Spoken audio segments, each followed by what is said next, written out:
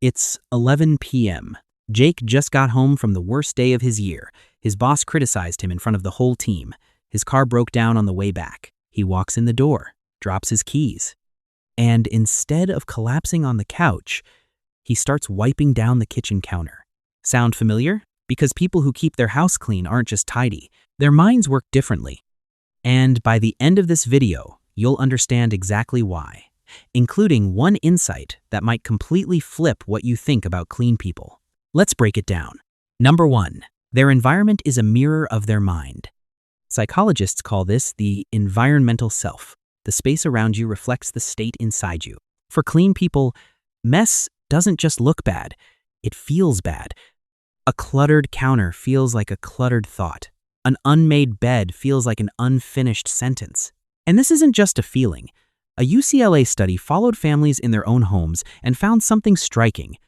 Women who described their homes as cluttered had measurably higher levels of cortisol, the stress hormone, throughout the day. Their bodies were literally reacting to the mess. Clean people feel that reaction faster than most, so they fix it before it builds. Number 2, they crave control in a world that offers none. Remember Jake wiping that counter at 11 p.m.? He couldn't control his boss. He couldn't control his car, but he could control that counter. For many clean people, tidying is a psychological anchor. When life feels unpredictable, cleaning gives them one small, guaranteed win. That's why people often clean more during stressful periods. Not because the house got dirtier, because their need for control got louder.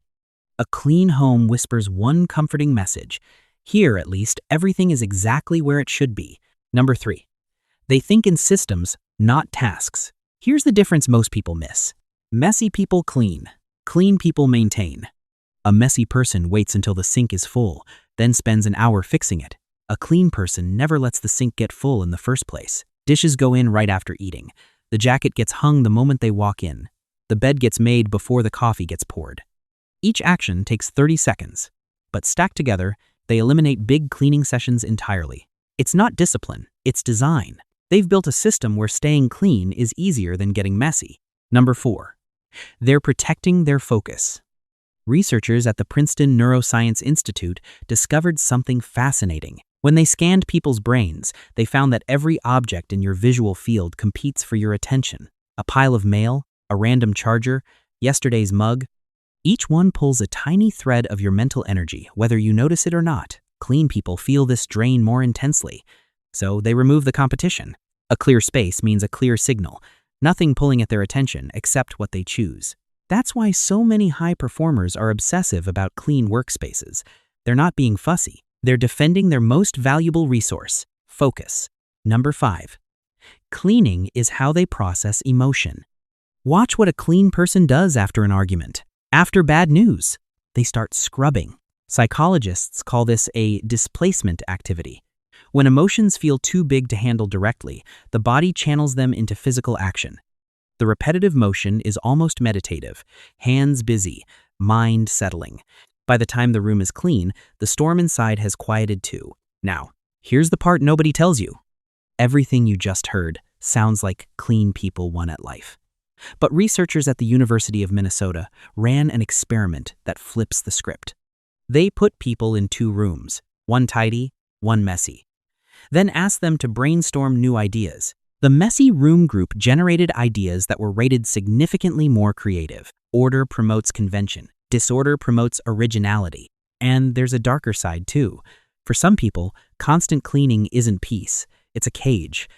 When the need for order becomes rigid, when a single dish in the sink triggers real distress, cleanliness stops serving the person. The person starts serving the cleanliness. So the healthiest minds aren't the ones with spotless homes. They're the ones who can choose. Clean when order serves them, relaxed when it doesn't. Control over your space is power. But control over your need for control? That's mastery. Number 6, they understand that small habits shape identity. This is the deepest layer. Every time they make the bed, they cast a quiet vote. I'm the kind of person who follows through. Every clean dish, every folded shirt, every clear counter. Small votes, cast daily, for the identity they want to hold. Behavior shapes self-image just as much as self-image shapes behavior. Clean people have figured this out, consciously or not. Their home isn't just where they live. It's the daily proof of who they are. So the next time you step into a spotless home, remember, you're not just looking at clean floors, you're looking at a need for control, a system of tiny habits, a brain trained to find peace in order. And here's the one line to take with you. You don't just clean your house quietly builds you back. Every made bed, every clear counter, a small vote for the person you're becoming. Just make sure you're the one holding the vote, not the anxiety. If this video helped you see yourself or someone you know a little differently, hit that like button. Subscribe for more deep dives into human behavior, because the more you understand people, the more you understand yourself. See you in the next one.